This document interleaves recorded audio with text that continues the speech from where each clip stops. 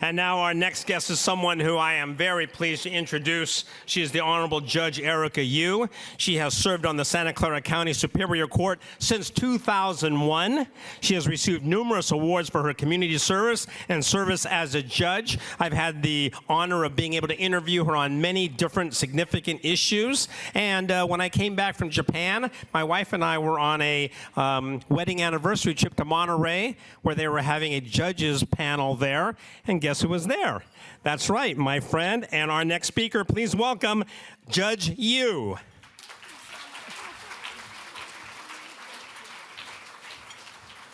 Thank you so much, Mr. Honda, and congratulations. What a wonderful showing. I understand there's almost 200 of you here. And I am, once I became aware of the Asia Society, I joined right away. So I'm so happy to be a member. Thank you for having me be here. I'm going to kind of represent the third branch of government, the judiciary. And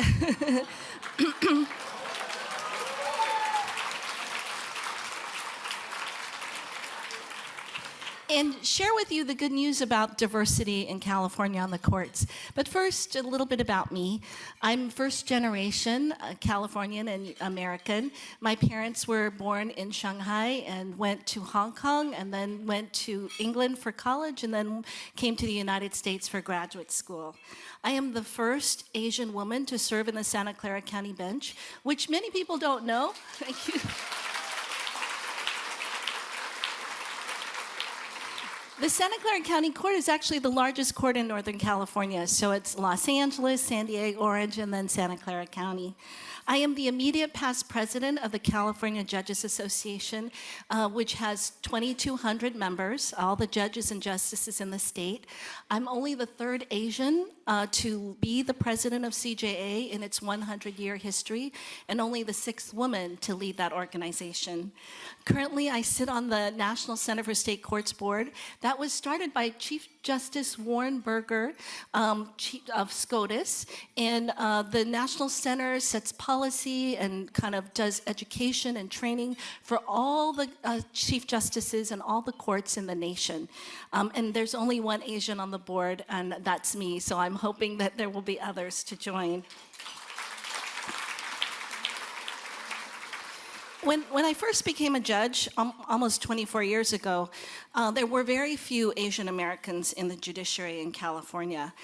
Before going on the bench, I was on the State Bar Board of Governors, which is the governing body for the California State Bar, all the attorneys in the state. The State Bar did a projection in the year 2000 that looked 20 years forward to the year 2020.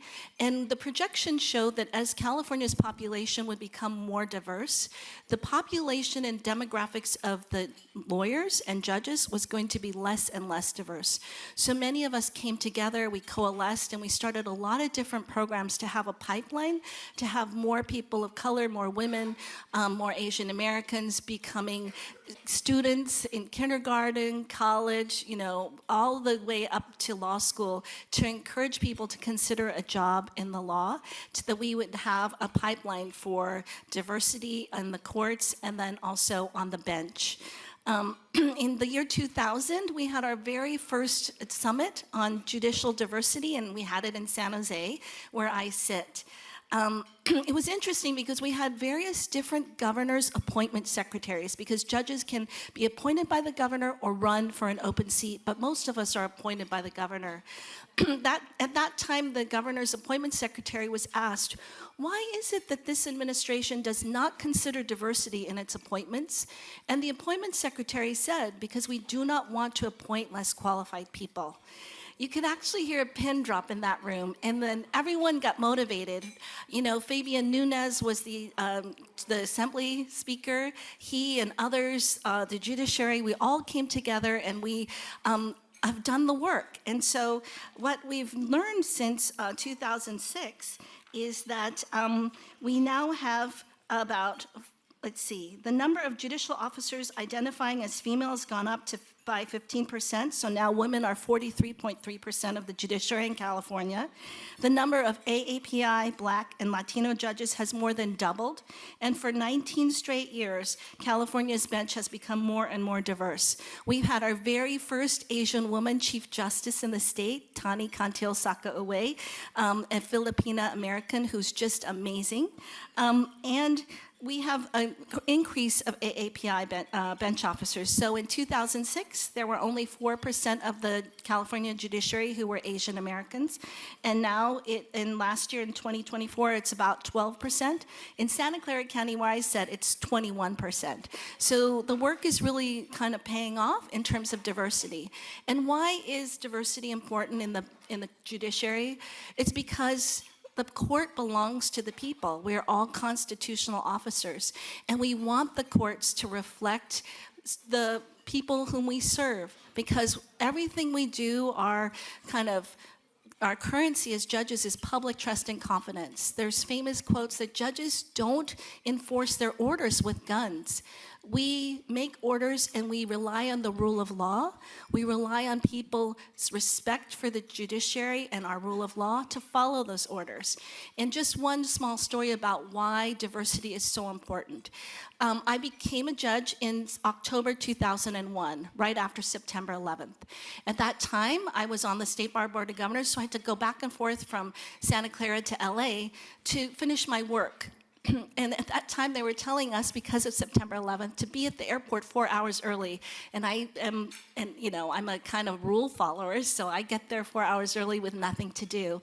And I'm walking around, and I'm sort of hanging out in the airport store, and a very small, elderly Asian woman said, yesterday I saw someone just like you. She looked just like you. And I said, oh, I've been traveling a lot, but I wasn't in the airport yesterday. She's like, no, that person's on TV. She's going to be a judge. And I was like, oh, yeah, that is me. And we talked for some time.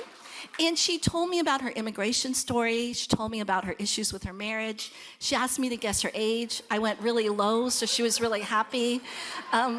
And then she said something that was so important that I shared it with Governor Gray Davis, who appointed me. I shared it with his appointment secretary, because she said, I'm so proud. This shows Chinese can learn English, because she said, your English is so good.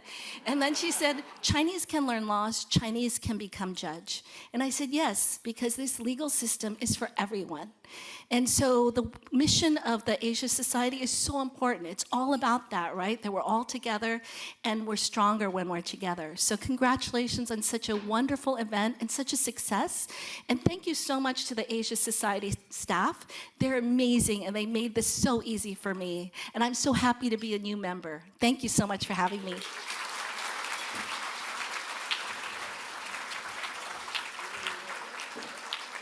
Thank you so much, Judge Erica Yu.